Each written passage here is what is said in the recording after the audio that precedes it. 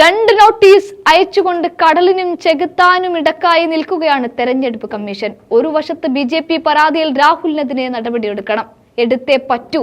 എന്നാൽ അതേസമയം രാഹുലിനെതിരെ പരാതി എടുക്കണമെങ്കിൽ അതിനേക്കാൾ ഗുരുതരമായ തെറ്റ് ചെയ്ത മോദിയുടെ പരാമർശത്തിനെതിരെയും നടപടിയെടുക്കണം. ഒടുക്കം മോദിയെ രക്ഷിച്ചെടുക്കാനായിട്ടാണ് ഇപ്പോൾ തെരഞ്ഞെടുപ്പ് കമ്മീഷൻ രണ്ട് നോട്ടീസുകൾ അയച്ചത്.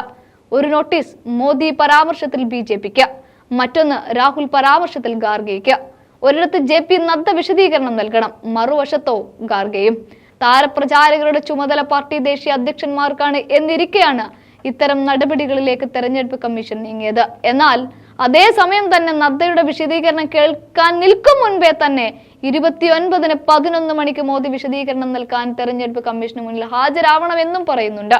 മൂന്നാം ഘട്ട പ്രചാരണത്തിലേക്ക് ഇറങ്ങും മുൻപ് മോദി തെരഞ്ഞെടുപ്പ് കമ്മീഷനെ കാണുന്നത് നല്ലതായിരിക്കും. അല്ലെങ്കിൽ ഇനിയും മോദിയിൽ നിന്നുണ്ടാകുന്ന പരാമർശങ്ങൾക്ക് തെരഞ്ഞെടുപ്പ് കമ്മീഷന് കണ്ണടയ്ക്കാൻ പറ്റി എന്ന് വരില്ല. കാരണം പ്രതിപക്ഷം കാടിളകിയ കടന്നൽ കൂട്ടം പോലെ തെരഞ്ഞെടുപ്പ് കമ്മീഷൻ നേരെ പാഞ്ഞെടുക്കുമെന്നേ ഇനിയും ഒന്ന് നാവു പിഴച്ചാൽ. കാരണം 28 പാർട്ടികളാണ് പ്രതിപക്ഷമായി ഇന്ന് നിലകൊള്ളുന്നത്. അതിനൊരു പേരുണ്ട്, ഇന്ത്യ മുന്നണി. അതുകൊണ്ടാണ് ചെകുത്താനും കടലിനും നടുക്ക് തെരഞ്ഞെടുപ്പ് കമ്മീഷൻ പെട്ടു എന്ന് പറയുന്നത്. പ്രധാനമന്ത്രി നരേന്ദ്രമോദി നടത്തിയ വിദ്വേഷ പ്രസംഗത്തിൽ BJPക്ക് നോട്ടീസ് അയച്ചിരിക്കുകയാണ് തെരഞ്ഞെടുപ്പ് കമ്മീഷൻ. തിങ്കളാഴ്ചക്കകം പാർട്ടി അധ്യക്ഷൻ JP നദ്ദ വിശദീകരണം നൽകണമെന്നാണ് നിർദ്ദേശം. അതേസമയം രാഹുൽ ഗാന്ധിക്കെതിരായ BJPയുടെ പരാതിയിൽ കോൺഗ്രസ് അധ്യക്ഷൻ മല്ലികാർജുൻ ഖാർഗെയ്ക്കും നോട്ടീസ് നൽകിയിട്ടുണ്ട്.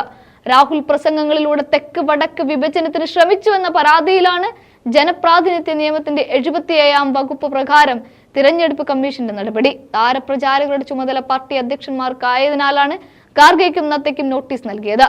രാജസ്ഥാനിലെ ബൻസ്വാഡയിൽ നടത്തിയ പ്രസംഗത്തിനിടെ പ്രധാനമന്ത്രി വിവാദ പരാമർശിച്ച് ഉന്നയിച്ചത് മുസ്ലിങ്ങൾ ധാരാളം കുട്ടികൾ ഉണ്ടാക്കുന്ന വിഭാഗമെന്നും നുഴഞ്ഞു കയറിയവരെന്നും മോദി വിശേഷിപ്പിച്ചു. കോൺഗ്രസ് വന്നാൽ കൂടുതൽ കുട്ടികളുള്ളവർക്ക് സ്വത്ത് വീതിച്ച് നൽകുമെന്നും മോദി പറഞ്ഞു. വിഷയവുമായി ബന്ധപ്പെട്ട് കോൺഗ്രസ്, CPM, CPI എന്നീ പാർട്ടികളും ഒട്ടേറെ വ്യക്തികളും തിരഞ്ഞെടുപ്പ് കമ്മീഷന് പരാതികൾ നൽകി.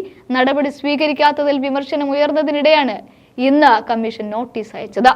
പ്രസംഗങ്ങളിലൂടെ തെക്ക് വടക്ക് വിഭജനത്തിന് ശ്രമിച്ചെന്നാണ് രാഹുൽ ഗാന്ധിക്കെതിരെ എന്ന് പരാതി പറയുമ്പോൾ തന്നെ കേരളത്തിലടക്കം പ്രചാരണത്തിനെത്തി രാഹുൽ ഇത്തരം പരാമർശങ്ങൾ നടത്തിയെന്നാണ് BJPയുടെ പരാതി. 1 നേഷൻ 1 ഇലക്ഷൻ ഉൾപ്പെടെയുള്ള പദ്ധതികളുമായി BJP രംഗത്ത് വരുമ്പോഴാണ് രാഹുൽ വിഭജനത്തിന് ശ്രമിക്കുന്നതെന്നും BJP പരാതിയിൽ പറയുന്നുണ്ട്. പാർട്ടി അധ്യക്ഷന്മാർ തിങ്കളാഴ്ച 11 മണിക്കകം മറുപടി നൽകണമെന്നാണ് കമ്മീഷൻ നോട്ടീസിൽ ആവശ്യപ്പെട്ടത്.